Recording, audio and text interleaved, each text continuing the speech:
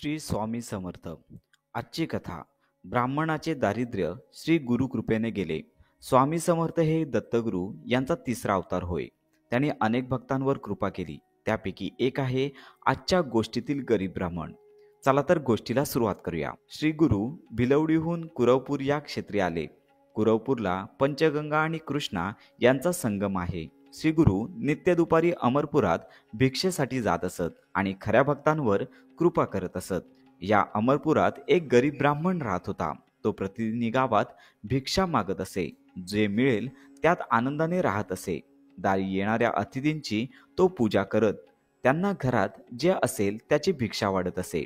त्याची पत्नी सुद्धा दारी आलेल्या अतिथीला मोकळ्या हाती परत पाठवत नसे. भिक्षान्न, अतिथी सेवा आणि ईश्वराचे भजन यात ते मोठ्या सुखात होते. एकदा श्री गुरु त्या ब्राह्मणाच्या घरी भिक्षेला गेले. ब्राह्मण भिक्षेसाठी बाहेर गेला होता. भिक्षा वाढावयास घरात काहीच नव्हते. त्या ब्राह्मणाच्या पत्नीने श्री गुरूंना आसन दिले, त्यांची पूजा केली, पण त्यांना भिक्षा काय वाढायची याचा ती विचार करू लागली. घरात तर काहीच नव्हते. बराच विचार केल्यावर तिला एक युक्ती सुचली. तिच्या दारात एक घेवड्याचा मोठा वेल होता.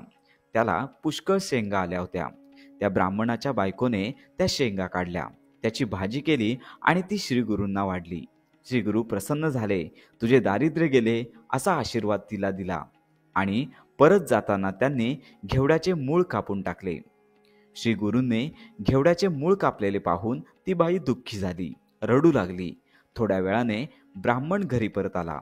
त्याला तिने सारा प्रकार सांगितला. तो ज्ञानी ब्राह्मण म्हणाला, श्री गुरूंनी तुला आशीर्वाद दिला आहे, त्यावर विश्वास ठेव. घेवड्याचा वेल तर श्री गुरूंनी कापला होता, आता तो सगळा उपटून टाकावा. म्हणून त्या ब्राह्मणाने कुदळ घेतली.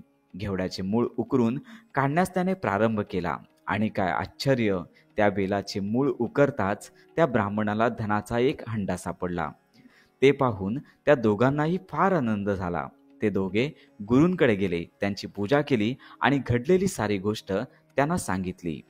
तर अशा प्रकारे अतिथी सेवा केल्याने आणि भक्तिभावाने दिलेल्या कोणत्याही गोष्टीने परमेश्वर संतुष्ट होतो. या गोष्टीवरून तुमच्या लक्षात आलेच असेल. श्री स्वामी समर्थ. भेटूया एका पुन्हा नव्या कथेमध्ये.